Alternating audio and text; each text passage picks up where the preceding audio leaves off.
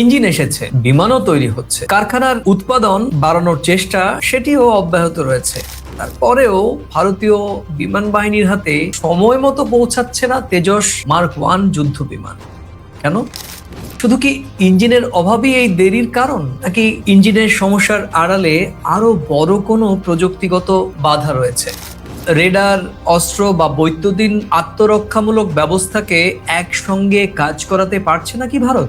আর যে যুদ্ধ বিমানকে ভারতের প্রতিরক্ষা ক্ষেত্রে স্বনির্ভরতার বড় প্রতীক বলা হচ্ছে, তার গুরুত্বপূর্ণ ইঞ্জিন এখনো কেন আমেরিকা থেকে আসে? প্রশ্ন অনেক ভারতের আকাশে ঘুরে ফিরে বেড়াচ্ছে। তবে উত্তর খুঁজতে গেলে আবেগ নয়, বরং তথ্য দিয়ে পুরোপুরি বিশ্লেষণ জরুরি। প্রিয় দর্শক, আপনারা দেখছেন প্রথম কলকাতার প্রাসঙ্গিক প্রসঙ্গে আমি সুব্রত আচার্য। আজকে বোঝার চেষ্টা করি মার্কিন ইঞ্জিন হাতে আসার পরেও কেন তেজস মার্ক 1 যুদ্ধ বিমান সরবরাহে এত দেরি হচ্ছে, সমস্যা কতটা গুরুতর, এবং এই দেরিকে ভারতের ব্যর্থতা বলা যাবে, নাকি এটি আধুনিক যুদ্ধ বিমান তৈরির কঠিন এক বাস্তবতা যা সবাইকেই মেনে নিতে হচ্ছে বা হবে। প্রিয় দর্শক, এর আগে আমরা একটু জেনে নেবার চেষ্টা করব হেল আসলে কি, কারা, এই নামের পেছনে মাহাত্ম্যই বা কি আছে। হেল আসলে হিন্দুস্তান অ্যারোনটিক্স লিমিটেড। এটি ভারতের কেন্দ্রীয় সরকারের অধীনে একটি রাষ্ট্রায়ত্ত বিমান নির্মাণ সংস্থা। ভারতের যুদ্ধ বিমান, হেলিকপ্টার, প্রশিক্ষণ বিমান এবং বিভিন্ন সামরিক উড়োজাহাজ তৈরি এবং রক্ষণাবেক্ষণে এই প্রতিষ্ঠানের বড় ভূমিকা রয়েছে। তেজস যুদ্ধ বিমান প্রকল্পের প্রধান নির্মাতা এই হেল, আর বিমানের নকশা এবং প্রযুক্তিগত উন্নয়নের সমন্বয়ের দায়িত্বে রয়েছে অ্যারোনটিক্যাল ডেভেলপমেন্ট এজেন্সি। সহজ করে বললে, তেজসের পরিকল্পনা, প্রযুক্তি এবং নকশা তৈরিতে ভারতের একাধিক সরকারি সংস্থা যুক্ত রয়েছে, আর সেই বিমান তৈরি করে ভারতীয় বিমান বাহিনীর হাতে তুলে দেওয়ার দায়িত্ব মূলত হেলেরই। সমস্যা শুরু কোথায় আগে সেটাও জানতে। তেজস মার্ক 1 ভারতের নিজস্ব হালকা যুদ্ধ বিমানের উন্নত সংস্করণ। এটি একটি ইঞ্জিনেই চলে। সেই ইঞ্জিন তৈরি করে আমেরিকান জিআই অ্যারোস্পেস। ইঞ্জিনটির নাম F404। ভারত 2021 সালে এই ধরনের 99টি ইঞ্জিন কেনার চুক্তি করেছিল, কিন্তু সময় মতো ইঞ্জিন সরবরাহ হয়নি। ফলে হেল বিমান তৈরি করলেও অনেক ক্ষেত্রে ইঞ্জিন বসিয়ে পরীক্ষা শেষ করতে পারেনি, আর এটি তেজস প্রকল্পের সবচেয়ে বড় বাধাগুলোর একটি হয়ে দাঁড়ায়। 2026 সালের জুলাই পর্যন্ত হেল 7টি ইঞ্জিন পেয়েছে বলে ভারতীয় সংবাদ মাধ্যম দাবি করছে। অর্থাৎ ইঞ্জিন আসা শুরু হয়েছে এবং সরবরাহ কিছুটা গতি পেয়েছে, কিন্তু আগের দীর্ঘ বিলম্বের কারণে উৎপাদনের পুরো সময়সূচি এরই মধ্যে পিছিয়ে গিয়েছে। তবে এখানে আরো একটি বড় প্রশ্ন রয়েছে প্রিয় দর্শক।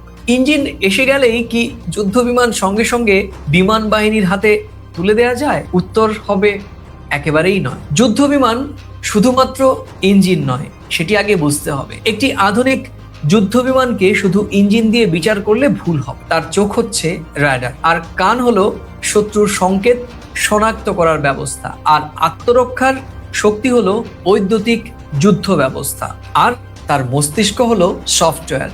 তেজস মার্ক 1 বিমানে উন্নত রেডার সতর্কীকরণ ব্যবস্থা এবং শত্রুর সংকেত ব্যাহত করার প্রযুক্তি থাকার কথা। হেলের সরকারি তথ্য বলছে, মার্ক 1 এর সংস্করণের উন্নত AIS রেডার, আত্মরক্ষামূলক জ্যামিং ব্যবস্থা এবং উন্নত প্রদর্শন পর্দা এবং অত্যাধুনিক যোগাযোগের প্রযুক্তি যুক্ত করা হয়েছে। কিন্তু আলাদা আলাদা প্রযুক্তি বিমানে বসিয়ে দিলেই কাজ হয় না, বরং রেডারকে লক্ষ্য চিহ্নিত করাতে হয়, সেই তথ্য অস্ত্র নিয়ন্ত্রণ ব্যবস্থায় পৌঁছে দিতে হয় এবং অবশ্যই ক্ষেপণাস্ত্রকে সঠিক নির্দেশ দিতে হয়। একই সময়ে শত্রুর রেডারকে বিমানটিকে ধরলে আত্মরক্ষার ব্যবস্থা পাইলটকে সতর্ক করবে, প্রয়োজন হলে শত্রুর সংকেতও ব্যাহত করবে। এই সব ব্যবস্থা একই সময়ে এবং ভুল ছাড়াই করতে হবে। এখানেই সবচেয়ে বড় কঠিন পরীক্ষা, রেডার ও বৈদ্যুতিন ব্যবস্থার সমস্যাটা কি। সাম্প্রতিক প্রতিরক্ষা প্রতিবেদনে বলা হচ্ছে তেজস মার্ক 1 এতে ব্যবহৃত রেডার, অস্ত্র নিয়ন্ত্রণ ব্যবস্থা এবং বৈদ্যুতিন আত্মরক্ষার প্রযুক্তির মধ্যে সম্পূর্ণ সমন্বয়ে কাজ এখনো চলছে। বিশেষ করে রেডার থেকে পাওয়া তথ্য অস্ত্র ব্যবস্থায় পাঠানো এবং বৈদ্যুতিন যুদ্ধ ব্যবস্থার সঙ্গে মিলিয়ে কাজ করানোর ক্ষেত্রে আরও পরীক্ষা এবং অনুমোদনের প্রয়োজন হতে পারে। প্রতিরক্ষা বিষয়ক আন্তর্জাতিক প্রতিষ্ঠান জেন্স জানিয়েছে ভারতের নিজস্ব বৈদ্যুতিন আত্মরক্ষার ব্যবস্থা তেজসে যুক্ত করার জন্য উড়ান পরীক্ষা চলছে, কিন্তু সেটি 2026 সালের শেষ দিক থেকে ব্যবহারের লক্ষ্য নির্ধারণ করা হয়েছে। অর্থাৎ প্রযুক্তিটি এখনো পুরোপুরি নিয়মিত ব্যবহারের পর্যায়ে পৌঁছায়নি। এখানে তাড়াহুড়ো করার সুযোগও নেই। একটি সাধারণ যন্ত্রে সফটওয়্যারের ভুল হলে সেটি বন্ধ হয়ে যেতে পারে, কিন্তু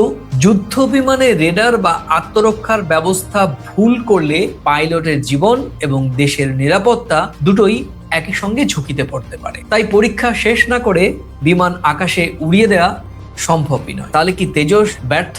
না, এই মুহূর্তে তেজস প্রকল্পটি ব্যর্থ এরকম কোনো সম্ভাবনাই নেই। তেজসের আগের সংস্করণ ইতিমধ্যে ভারতীয় বিমান বাহিনীতে কাজ করছে। মার্ক 1 এর উন্নত সংস্করণ মাত্র। ভারত সরকার প্রথমে 83টি এবং পরে আরো 97টি তেজস মার্ক 1 কেনার সিদ্ধান্ত নিয়েছে। পরের 97টি বিমানে দেশীয় যন্ত্রাংশের পরিমাণ 64% বেশি রাখার লক্ষ্য নির্ধারণ করা হয়েছে। সেই বিমানে ভারতের নিজস্ব উত্তম রেডার এবং নিজস্ব আত্মরক্ষার ব্যবস্থা যুক্ত করার পরিকল্পনাও নিশ্চিত করা হয়েছে।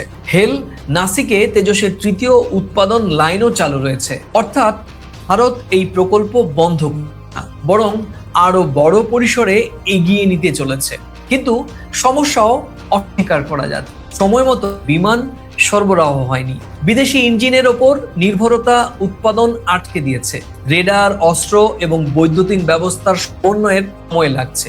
প্রিয় দর্শক, তেজস ভারতের গুরুত্বপূর্ণ প্রযুক্তিগত অর্জন। নিজস্ব যুদ্ধ বিমানের নকশা করা, তৈরি করা এবং অবশ্যই বিমান বাহিনীতে ব্যবহার করা কোনো ছোট সাফল্য নয়। কিন্তু তেজস একই সঙ্গে ভারতের সীমাবদ্ধতাও দেখিয়ে দিচ্ছে। বিমানের নকশা ভারতীয়, উৎপাদন ভারতীয়, কিন্তু ইঞ্জিন আসে সুদূর আমেরিকা থেকে। প্রথম দফার কিছু রেডার ও বৈদ্যুতিন ব্যবস্থাকেও বিদেশি প্রযুক্তির ভূমিকা রয়েছে। অর্থাৎ আত্মনির্ভরতার পথে ভারত এগিয়েছে, কিন্তু এখনো পুরোপুরি পথ শেষ হয়নি। তাহলে শেষ করব, তাহলে দাঁড়ালো কি? মার্কিন ইঞ্জিন এসেও তেজস কেন আটকে রইল? কারণ ইঞ্জিন ছিল একটি বড় বাধা, কিন্তু সেটি একমাত্র বাধা সেটিও বলা যাচ্ছে না। রেডার, ক্ষেপণাস্ত্র, সফটওয়্যার এবং বৈদ্যুতিন আত্মরক্ষা ব্যবস্থাকে সম্পূর্ণভাবে একসঙ্গে কাজ করানো এখন বড় পরীক্ষা। তাই তেজসকে নিয়ে এখনই কোনো প্রশ্ন তোলা যাবে না। তেমনি সব সমস্যা মিটে গেছে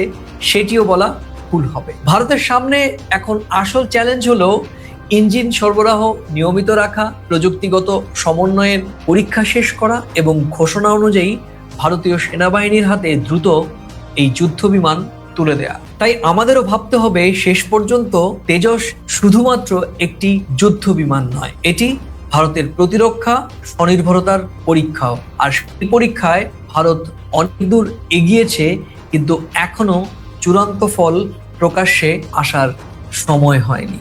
প্রিয় দর্শক, আজ এ পর্যন্তই। আবার দেখা হবে নতুন কোনো প্রাসঙ্গিক প্রসঙ্গ নিয়ে। ততক্ষণ ভালো থাকুন, সুস্থ থাকুন, সবাই নিরাপদে থাকুন। আর হ্যাঁ, এই প্রতিবেদনের কোন অংশের সঙ্গে আপনি সহমত, কোন অংশের সঙ্গে আপনি ভিন্নমত, মন্তব্যের কলামে লিখে জানাতে ভুলবেন না। আর এই ভিডিওটি ভালো লাগলে ছড়িয়ে দেবেন নিজেদের মাঝে। নমস্কার।